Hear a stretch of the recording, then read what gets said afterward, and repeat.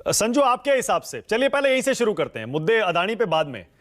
BJP के लिए कितना इंपॉर्टेंट है अपना दक्षिण का इकलौता गढ़ बचाना 2024 से चुनाव से पहले? मानक जी, आपको भली भांति पता है कि चाहे कोई छोटा म्युनिसिपल चुनाव हो या फिर विधानसभा का चुनाव हो या फिर लोकसभा का चुनाव हो, हर चुनाव को भारतीय जनता पार्टी उतनी ही शिद्दत, उतनी ही लगन, उतनी ही मेहनत और उतनी ही प्रतिबद्धता से लड़ती है और नतीजा आपके सामने है। लगातार लोकसभा 2014 और 2019 में नरेंद्र मोदी के नेतृत्व में जो हमको अपार बहुमत, जनता का आशीर्वाद मिला है, वो उल्लेखनीय है। दूसरी बात, आपने बड़ी अहम बात कही, 2018 के कर्नाटका के विधानसभा चुनाव पर तो मैं बोलूंगी ही, पर लोकसभा 2019 में 28 सीटों में से बीजेपी को 25 सीटें मिली। इसका मतलब बीजेपी का स्ट्राइक रेट लगभग 90%, 90% बात करते हैं कर्नाटका की, तो मुझे पता है कांग्रेस का एक ही नारा होता है। मैं कई डिबेट्स पर गई हूं, अरे ये कमीशन सरकार है, 40% कमीशन लेते हैं, 50% कमीशन लेते हैं। मेरा सीधा सीधा उत्तर यह है, जब पिछले साल के ईश्वरप्पा जो बीजेपी के पंचायत राज के मिनिस्टर थे कर्नाटका के कैबिनेट में, संतोष पाटिल नामक एक कॉन्ट्रैक्टर ने आत्महत्या करने से पहले के ईश्वरप्पा का नाम लिया कि इनके कारण मैं आत्महत्या कर रहा हूं, और तुरंत के ईश्वरप्पा को बीजेपी की जो शीर्ष नेतृत्व है उन्होंने कहा, भाई साहब इस्तीफा दो।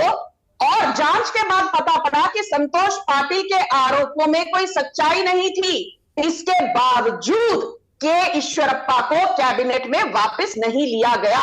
ये बीजेपी का न खाऊंगा न खाने दूंगा जो हम कहते हैं ना, वो हम करके दिखाते हैं।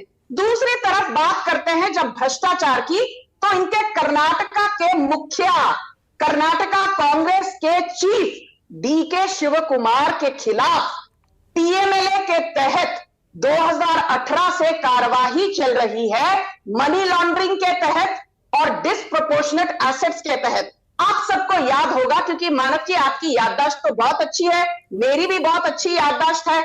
मुझे याद है 2018 में सारे टीवी चैनल्स पर दिखाया गया कैसे डीके शिव कुमार के घर के अंदर से 700 करोड़, यहां 7-8 करोड़ की बात नहीं की जा रही, 700 करोड़, 700 करोड़ के बेनामी कागजात, प्रॉपर्टी के, कैश, ज्वेलरी और पता नहीं कितनी सारी रियल एस्टेट प्रॉपर्टीज जो बेनामी नामों में की गई थी। आज भी डीके शिव कुमार को बेकसूर नहीं ठहराया कोर्ट ने, वो बेल पर बाहर हैं।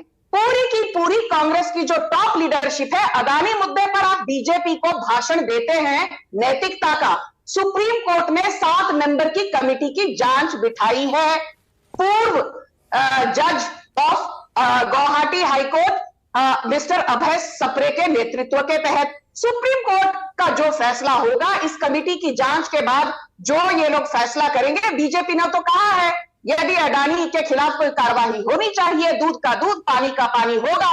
हम तो ये नहीं कहते हैं कि हम अडानी को बचाएंगे, पर जब सुप्रीम कोर्ट ने एक कमेटी का गठन कर दिया है, तो कांग्रेस इतनी बौखलाई हुई क्यों है, इतनी बदहवासी में क्यों है कि जेपीसी चाहिए, जेपीसी चाहिए। अरे आपने तो जेपीसी का गठन किया था बोफोर्स के दौरान 1987 में, आपने तो जेपीसी का गठन किया था 1992 में हर्षद मेहता स्कैम के तहत, आपने तो जेपीसी का गठन किया था 2001 में केतन पारेख स्कैम के बाद।